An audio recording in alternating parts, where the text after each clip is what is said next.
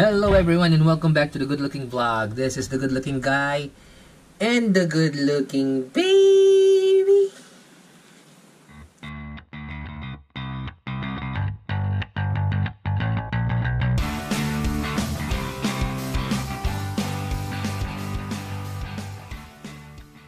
Okay, so, dahil wala akong maisip na idea ng video ngayon kasi medyo pagod ako, ang nangyari, sinasamahan ko si Enzo sa kwarto tapos lagi siyang nakikinig ng mga children's song, natural, Cocomelon, Lulu Kids.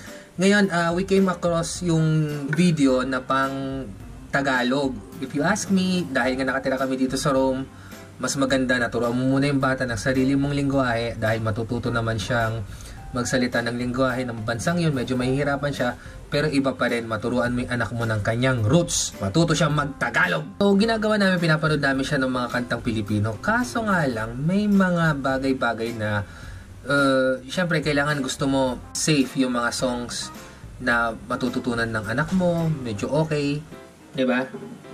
Yung mga walang bad words. So, sinubukan ko rin siyang pakinggan and it got me thinking. For example, yung unang kanta nila yung Tatlong Bibe. Ayokong kantahin eh. So, sasabihin ko, may tatlong bibe akong nakita. Mataba, mapayat, mga bibe. May mali ka agad doon dahil dadalawa lang yung bibe na sinabi niya, matabang bibe at mapayat na bibe. Ngunit, baka yun yung pangatlo, yung may pakpak sa likod. Which is weird dahil ang pakpak ng bibe, kasi ang bibe duck, dalawa lang yung pakpak ng bibe, isang pakpak, dalawang pakpak, di ba? Pero bakit yung isa may pakpak sa likod na iisa? Di ba dapat buntot yun? Tapos ang sabi niya ay quack quack quack. Siya yung leader na nagsabi ng quack quack.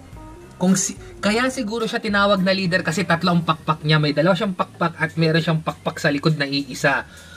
Okay, naintindihan mo na anak. Huwag mong ititake ng literal ang tatlong bibe. Ang next song ay Sampung Mga Daliri, 'di ba? 10 Little Fingers. Yung Sampung Mga Daliri, anong English version ng Sampung Mga Daliri? Hindi ko alam. Clap them softly, 1, 2 little hands yata 'yon, 'di ba? Oh, anyways, so Sampung Mga Daliri, kamay at paa. Ano ba talaga ang Tagalog ng toes? Kasi ang daliri ay fingers. Anong pangalan ng toes sa Tagalog? Sampung mga daliri, kamay at paa. Dalawang tenga, dalawang mata, ilong na maganda. Ilong na maganda. Maliliit na ngipin, masarap kumain. Di lang maliit, nagsasabing huwag magsinungaling. So yung dila niya may bunganga para magsabi na huwag siyang magsinungaling. Naintindihan mo na.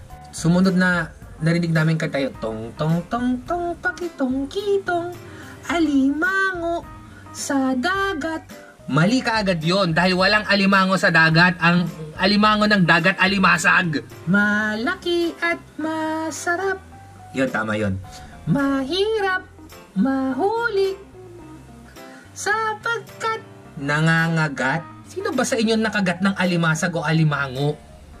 Di ba nang sisipit yun? So dapat, mahirap mahuli sapagkat nagsisipit. Oh, tinan nyo, ngumiti siya, ngumiti.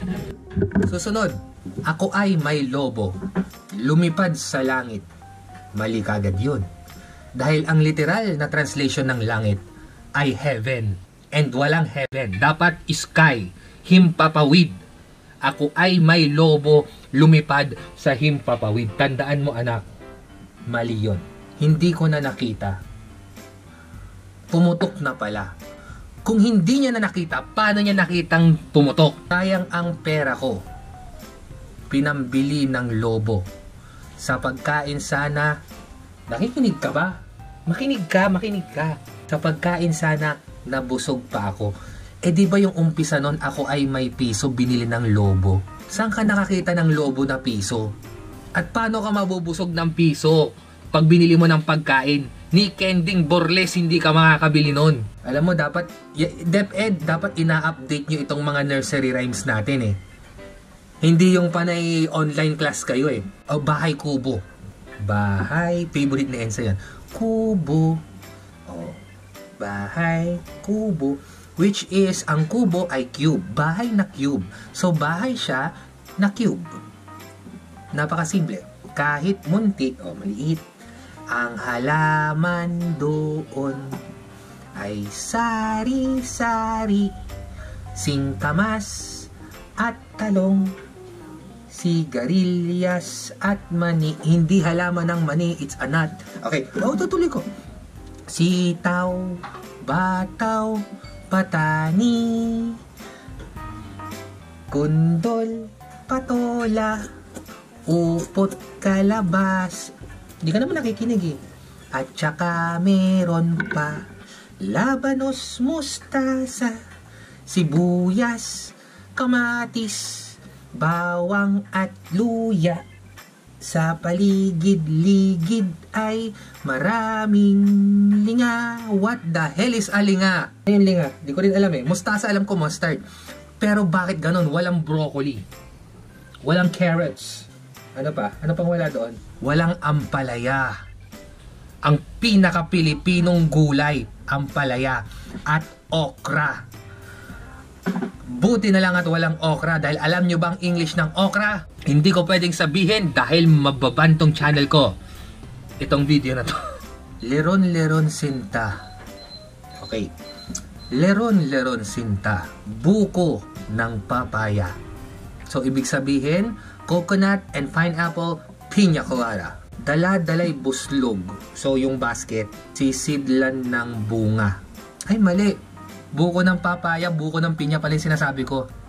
Pagdating sa dulo, nabali ang sanga. Natural. Subukan mo kayang kumapit sa sanga ng papaya.